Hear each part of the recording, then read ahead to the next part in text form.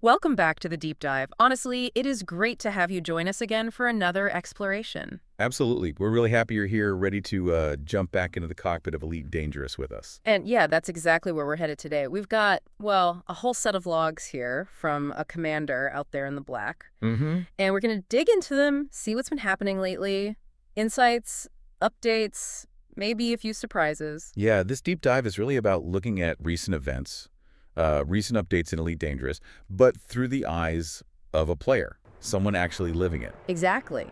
We'll be checking out things like community goals, the buzzer on developer stuff like Frontier Unlocked, and the big one, what the Vanguards update actually means. And our source for all this today is Commander Peter Ariete. His personal logs, they've captured some really interesting moments from, the last week or so? Yeah, sounds about right. From, grinding community goals to dealing with bugs and even celebrating some big game news. It's a fantastic view from the ground level. You get the successes, sure, but also the frustrations, the planning, and how important the community is. Totally. And we've pulled out what we think are the key bits, the surprising details, those moments that make you go, aha. That's what these dives are for. So are you ready to find out what insights and discoveries are tucked away in Commander Ariete's logs? Okay, let's dive in. Right then. Commander Ariete's logs, they kick off around late May 26th, 27th. And the big thing happening then was a community goal, a CG, all centered around Nakado Kane. Ah, yes, CGs. Yeah. For anyone maybe not deep into Elite, these are basically huge events. Player-driven, everyone chips in, hauling stuff or fighting, trying to unlock rewards for everyone involved. Yeah. And this one, it kind of put Nakado Kane's supporters up against Edmund Bands, or maybe just working in parallel, depending how you see it. And the logs, well, they showed Kane's side was struggling a bit. Yeah, struggling is probably fair. Man's group, they'd already hit Tier 4. Kane's folks, barely hitting Tier 2. Looked tough. But Commander Ariete jumped in anyway. Started hauling semiconductors. Used his Type 9 Heavy, flying into Fukadoc in the Apura system. The Type 9. The old space cow. Perfect ship for that kind of bulk hauling, really. The workhorse. And the scale is pretty clear in the logs. He started with, over 3,500 tons? That got him into the top 75% of contributors for Kane. Mm-hmm. Then he kept going, pushed past 5,100 tons total. That bumped him into the top 50%. That is a serious amount of hauling. It really is. And profitable, too, apparently. He noted something like 45 million credits for a full run. Took about 15 minutes. Quick cash during the CG. And here's a cool detail from the logs, all this activity. It actually caused semiconductor shortages in nearby systems, players buying them all up. See, that's the simulation aspect shining through. Player actions have real, economic consequences in the bubble. It's not just ticking boxes. Definitely. Now, the standard rewards for CGs, usually engineered modules, credits, based on how much you did. This one offered pre-engineered power distributors. A few sizes, different focuses. Right, 6A, 4A, 3A with system engine focus, and a couple of D-rated ones, 4D, 3D, just engine focus. Standard stuff. But there was a twist. Specifically for the Kane supporters. Galnet picked it up, and it's in the logs. Anyone in the top 75% for Kane got another set of those power distributors. Extra set. Yeah. And Commander Ariete's reaction in the log is brilliant. He wrote it was like earning 2 medals made of potatoes.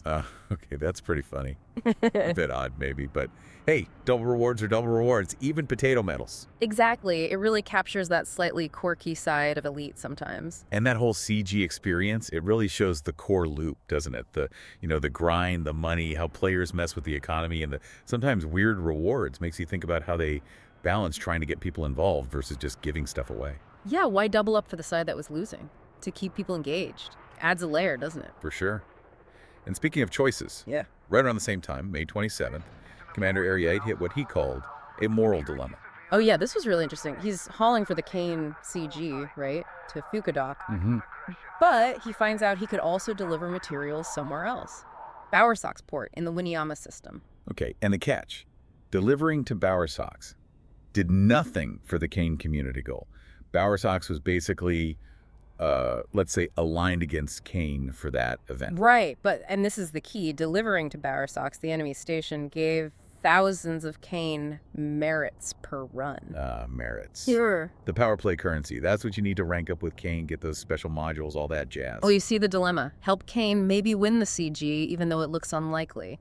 Or focus on your own progress, rack up merits and rank by helping Well, not helping the CG effort at all. It's a classic MMO choice, isn't it? Yeah. Section goal versus personal gain. Where do you put your time? The logs really show him weighing that up. Easy merits versus maybe thankless CG work. It really makes you think, where would you focus your efforts in that situation? Yeah. Maximize your own standing or push for the group objective, even if it's a long shot? Tough call sometimes. Okay, let's shift to May 28th. Big day in the logs. Huge anticipation for the Frontier Unlocked stream, where Frontier Developments tells us what's coming next. Right. Always a big deal. And Commander Ariete was clearly hyped. He was hoping for news on the Panther Clipper Mk5. Ah, the legendary super hauler. Exactly. Expected to be the biggest hauler yet. A major goal for him, thinking about colonization, big trading runs. So the stream happened. And the logs note, disappointment, no details on the Panther Clipper Mk2. Zip. Oof. Yeah, that cycle of hype and then waiting longer. It's part of the experience, I guess. The stream did have massive news. The Vanguards update, described in the logs as a total overhaul for Squadron. A complete overhaul, yeah. That sounds major. What specifics did the logs pull out? Okay, several key things. A shared credit bank for the Squadron. New ranking system within Squadrons. New leaderboards, so more structure, more group goals. Interesting. What else? Squadron perks were mentioned. Mining perks specifically caught his eye. Yeah. And a Squadron fleet carrier. Right, fleet carriers are already huge, but a Squadron one? Get this. The logs picked up that it'll have nearly 3 times the capacity of a normal fleet carrier. 3 times? Wow. Okay, that's enormous. And storage capabilities, not just cargo. Unengineered modules, even unengineered ships. Store actual ships and modules. That's huge. Plus, you can rent stored stuff items, shifts to specific squadron members, creates like an internal squadron economy. Renting ships within a squadron. Okay, that changes things. And custom squadron logos, using icons and colors. Little touch, but nice. So the overall feeling from the logs about Vanguards. Really positive. He saw it as one of the most important updates this year, especially after, maybe a quieter period after the big Odyssey update, which he called remarkable. It sounds like a massive shift towards empowering player groups. Squadrons become more than just chat channels or bookmark sharing hubs. Shared banks, that huge carrier, rentals. These are tools for real collective action. Trading empires, exploration fleets, coordinated efforts. Yeah, it feels like Frontier are really leaning into the social, cooperative side of Elite with this, giving players tools to build something together. Acknowledging the communities that already exist and giving them more to work with. Makes sense. Okay, same couple of days, May 28th, 29th. Let's look at Commander Ariete's personal projects, his colonization stuff in HIP 67203. Ah, yes, the long game. Building your own corner of the galaxy. What was he planning? 3 specific installations. Doy's Progress, meant to be a satellite. Varovi Vista, a scientific settlement. And Piano City, an industrial hub. Ambitious. And there was a specific goal behind it all. Yep. Raise the system's tech level. Enough to unlock universal cartographics at his own base, Miranda installation, strategic building. And the Type 9 was back in action for this, I bet. You know it. Perfect for hauling all the materials needed for construction sites like these. Right. So the logs detail the process for Doy's Progress, the satellite. He hauled titanium from Slatic Ring in Haichan, made the delivery. Got the standard message. Delivery complete, come back later. Exactly. Standard procedure, leave the instance, come back, boom, new installation. Except when he came back, no satellite. Instead, a comms installation had appeared. Huh. Not what he ordered. Nope. He figured it was probably a bug, maybe left over from the Trailblazers update or something. A real spanner in the works when you're trying to build specific things. Yeah, that's got to be frustrating. You do the work, follow the steps, and the game throws you a curveball because of a bug. But typical commander persistence. The logs show he was hoping maybe even the wrong installation, the comms one, would still help raise the tech level for universal cartographics, making the best of it. It really highlights that long-term play in Elite, doesn't it? Big plans, lots of effort, resource management.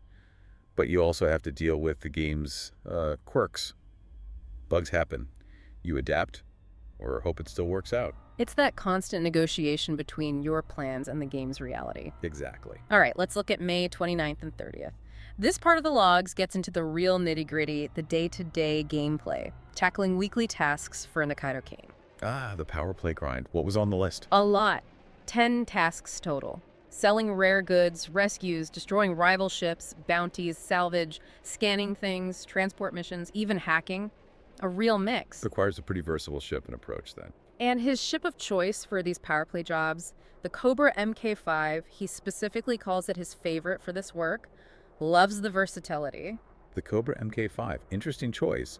How did it perform? Really well, apparently. Yeah. He knocked out 7 of the 10 tasks in just one evening, logged it as 70% complete, that's efficiency. Yeah. Shows the ship could handle hauling, rescue, and combat effectively. Nice. Any combat details? Oh, yeah. He shared his tactic, especially for bigger ships like Anacondas. Really useful insight. Okay, let's hear it. He stays right on their 6 in the blind spot and just starts taking out modules one by one. Systematically. Exactly. But the key target is the power plant. He describes the Anaconda's power plant as being like plywood under the armor. Hit that and the whole ship goes boom, even if the hull's still pretty strong. Ah, the classic power plant snipe. Effective. That's players really learning the ships, finding those weak points. Smart flying. Totally. And it worked. Logs mention a flood of credits and merits, boosted his cane rank up to 56. Good progress. So that covers a lot of the practical side, choosing the right ship, having effective tactics, and just efficiently working through the tasks to gain rank and rewards. That's core elite gameplay right there. It's knowing how to fight, not just shooting randomly. Precisely. Okay, fast forward slightly to May 31st. The logs talk about something called Bounty Hunting Saturday. Sounds like fun. Yeah, it definitely comes across as a regular highlight for him. Getting together with other commanders, hunting pirates as a wing, making credits, sharpening skills, community stuff. And the day actually started with helping someone else out, didn't it? It did. He helped Commander Leo Blero with his own colonization project first, hauling materials for Leo's installation. Nice bit of mutual support there. Yeah, they were hauling from the Trailblazers' promised megaship in Cleicus, Ariete in his Type 9, Leo in his Imperial Cutter. And the logs even compared their jump ranges. Ariate's maxed out T9 did the trip in 4 jumps. Leo's newer cutter needed over a dozen. Huh. Shows how ship fitting makes a difference even for simple runs. Progress matters. So after the helping hand, it was time for the main event. The bounty hunting. Leo switched to a Cobra Mk3, Ariete stuck with his Mk5. Mission was to take out 45 pirates. Okay, a wing of Cobras against 45 pirates. Decent challenge. And then reinforcements arrived. Commander Mache showed up in a federal corvette, nicknamed Bruce. Oh ho, a Corvette changes the equation somewhat. Bruce means business. Big time. The logs just say Bruce sliced through enemy groups. Those enormous multi-cannons made short work of everything. Mission done way faster than the 2 Cobras could have managed alone. Yeah, bringing the big guns definitely speeds things up. It's cool seeing different ship tiers working together, though. And the logs really emphasized the positive vibe. They thanked Mache, and Commander Ariete wrote, "If this isn't a great community, then I don't know what is." That really captures the social heart of the game, doesn't it? Player events, helping each other out with personal projects like colonization, the fun of winging up, even if someone brings a giant battleship to a knife fight. It's the shared experience, the camaraderie. Absolutely. It's more than just the stats and credits. Okay, final stretch. June 1st. Back to those last few cane tasks. And wouldn't you know it, another little bit of game reality intrudes. What was left? And what went wrong? 3 tasks left. Destroy rivals and get bounties in Aeona, and a hacking mission, hack some adverts in LTT 5058. Right. He decided to do the hacking first, got his Cobra Mk5, loaded Flimpets, flew over to LTT 5058. Nothing, no banners to hack, checked the station terminal, flew around the system, nada. The mission objective just wasn't there. Task couldn't be completed. Another bug, or maybe just a badly described mission. That's got to be annoying when you're trying to finish things off. Yeah, totally stalled on that one. But the combat tasks in Aeona, they went fine. Used his FSD interdictor to pull targets out of supercruise. Standard pirate hunting procedure. And used that power plant tactic again. Disable FSD first so they can't run, then pop the power plant. Smart. Efficient. Very. And since the targets had bounties, they counted for both missions, destroying rivals and collecting bounties. So he cleared those 2 tasks in under an hour. Nice way to wrap up the combat side, but the hacking one just stuff. Yep. Still incomplete. The log ends with him planning to ask other commanders if they knew a workaround. Back to the community for troubleshooting. It perfectly sums up that persistence, doesn't it? You push through, use smart tactics where you can, but sometimes the game itself puts up a roadblock, and you need help from others to figure it out. It's that mix, again, player skill, game systems, and community knowledge. You really do sometimes need that collective wisdom. Definitely. Well, that was quite a trip through Commander Ariete's logs, wasn't it? We saw him navigating a community goal, reacting to huge news like the Vanguards update, pushing his own colonization plans despite bugs, tackling faction tasks with smarts and his favorite ship, and finding real value in community events. Yeah, these logs packed a lot in. They really showed the dynamic nature of the game world. CGs, shifting economies, developer updates, changing the whole landscape for squadrons, the challenges and rewards of personal projects, and just how crucial other players are for fun, for help, for everything, really. It gives you a real feel for how all these different parts of Elite, the systems, the players, the updates, all kind of mesh together. So, thinking about everything Commander Ariete went through, the choices between faction and self, the excitement for new updates mixed with frustration at bugs, the strength found in community, it leaves us with a question for you. What do you find most rewarding in a galaxy like Elite Dangerous? Is it hitting your own goals? Is it the anticipation of what's coming next from the developers? Or is it those connections, those moments you share with other commanders out there? Something to ponder on your own journey through the stars. Thanks for joining us for this deep dive. We'll see you next week, same time, same place. And hey, let us know in the comments about your own journey in Elite Dangerous. What are your impressions? We'd love to hear them. And don't forget to like and subscribe for more. Fly safe, Commanders.